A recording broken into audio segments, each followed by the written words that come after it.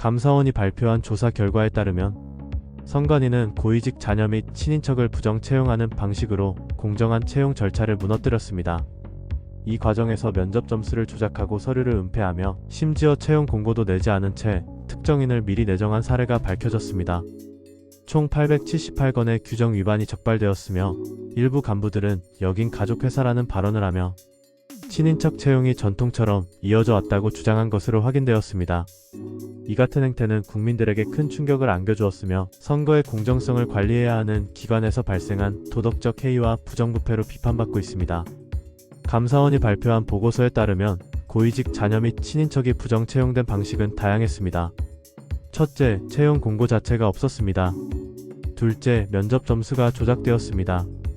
셋째, 기존 직원들의 친인척이 쉽게 채용될 수 있도록 내부 청탁이 이루어졌습니다.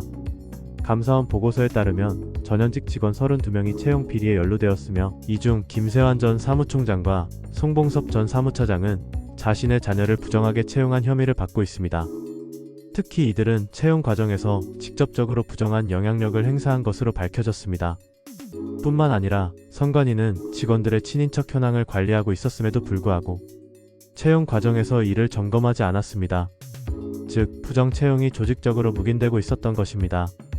감사원은 선관위 채용 과정에서 심각한 부정행위가 발생했다고 판단하고 총 28명의 관련자를 고발하고 312건을 수사 의뢰했습니다. 하지만 검찰은 고발된 28명 전원에게 무혐의 처분을 내렸습니다. 국민권익위원회는 선관위의 채용 부정과 관련해 평정 결과 조작, 서류 조작, 근무, 경력 허위 인정 등의 행위를 적발했지만 검찰의 수사 결과 법적인 처벌을 받을 만한 근거가 부족하다는 이유로 무혐의 처분이 내려졌습니다. 이 결정은 큰 논란을 일으켰습니다. 일반 국민들이 취업을 위해 수년간 노력하는 동안 선관위 간부들의 자녀들은 아무런 절차 없이 특혜를 받았음에도 법적으로 처벌받을 사람이 단 한 명도 없다는 점이 국민들에게 허탈감을 안겨주었습니다. 논란이 커지는 가운데 헌법재판소는 선관위가 감사원의 감사를 받을 필요가 없다는 판결을 내렸습니다. 헌법재판소는 선관위가 헌법기관이므로 감사원의 감사를 받는 것은 위헌 소지가 있다고 판결했으며 이에 따라 선관위는 사실상 외부 감시를 받지 않는 기관이 되었습니다.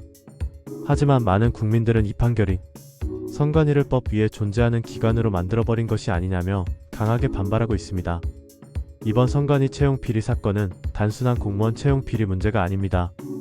선거를 관리하고 공정성을 지켜야 할 기관이 내부적으로는 채용 과정에서 공정성을 철저히 무너뜨린 것이기 때문입니다. 일반 국민들은 철저한 채용 과정을 거쳐야 하지만 일부 선관위 간부들의 자녀들은 규정을 어겨가며 특혜를 받았습니다.